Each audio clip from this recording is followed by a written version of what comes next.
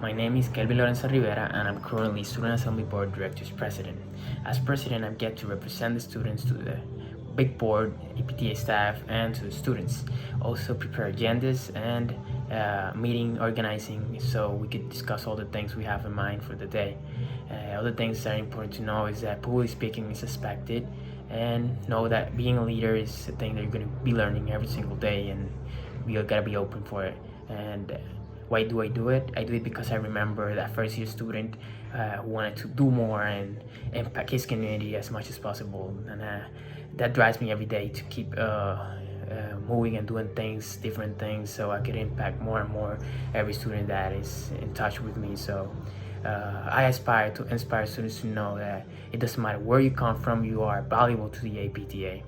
And it doesn't matter which position you apply for, you're gonna be learning and growing with a group of people, personally, professionally, and as a leader. So know that we are better together.